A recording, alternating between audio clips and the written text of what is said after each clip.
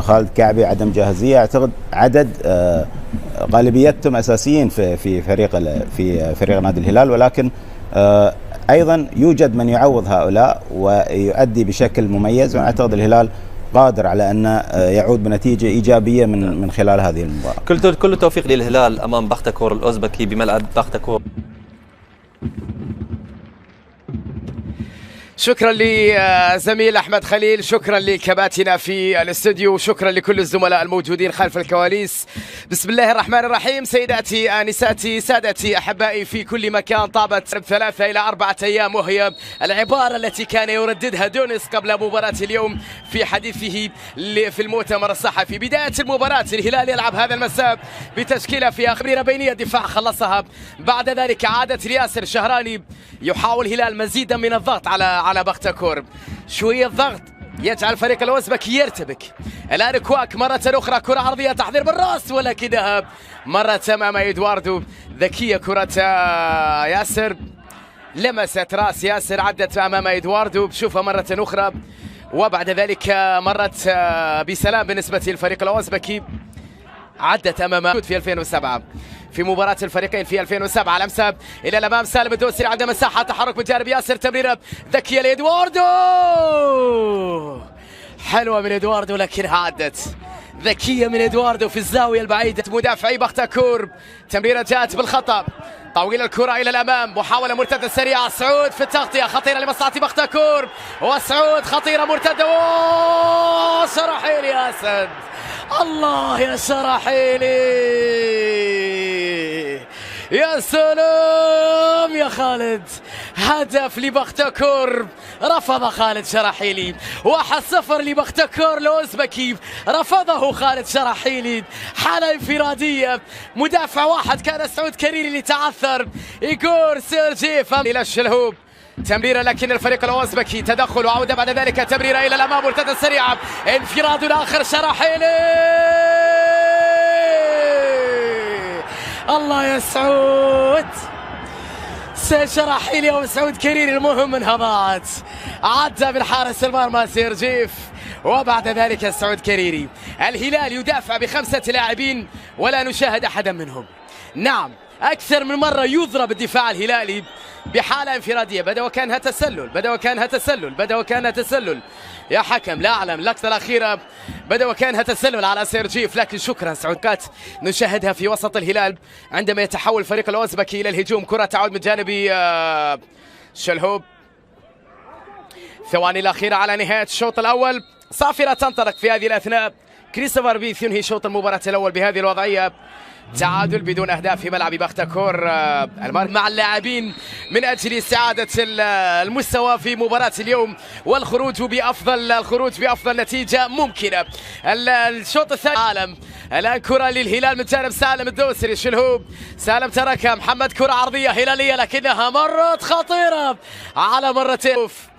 الرقم 8 واحد من أهم لاعبيهم كاريموف، عرضية خطيرة باتجاه سيرجيف، خطيرة لسيرجيف، في جانبية الهلال، سلمان سريعة باتجاه شلهوب، كرة عرضية خطيرة، فرصة بالراس،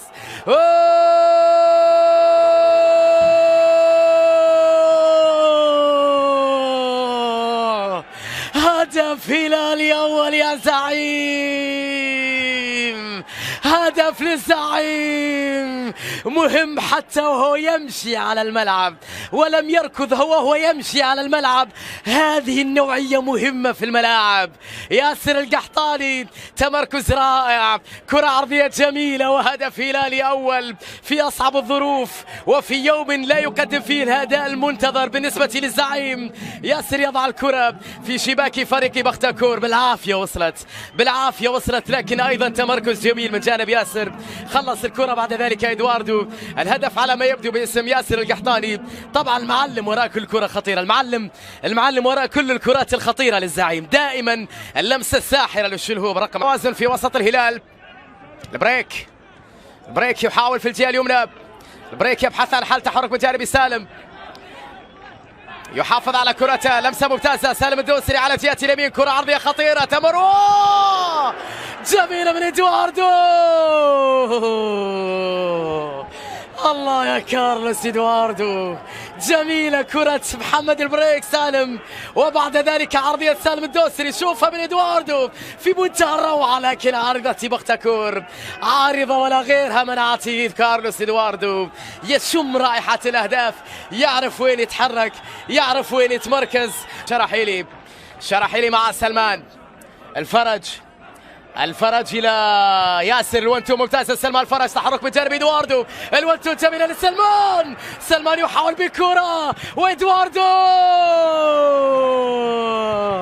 يا عيني يا زعيم.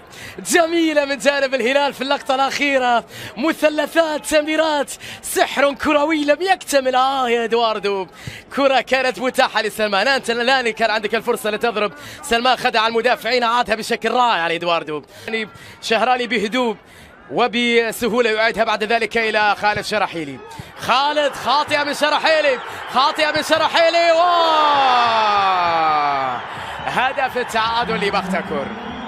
هدف التعادل لبختكور. شوف اللقطة، شوف كرة القدم، شيء مش طبيعي بصراحة. لقطة غريبة جدا. حارس المرمى يقدم هدفا هدية للفريق الخصم.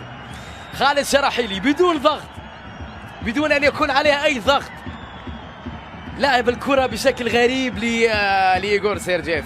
سجل سيرجيف قبل الهدية لأنه في مرتين أضاع كرتين أمام خالد شرحيلي، في الثالثة يسجل الآن هدف مع لقطة غريبة جدا، هدية من حارس المرمى خالد شرحيلي اللي تألق في بعد كرة خطيرة في الشوط الأول. سالم في التمريرة لكنها بدون تركيز، يستعيدها ادواردو. سلمان عند الكرة مرتدة سريعة، سلمان تحرك هجومي مع ادواردو على جهة اليسار، سلمان إلى ادواردو، خطيرة للزعيم ادواردو بكرة،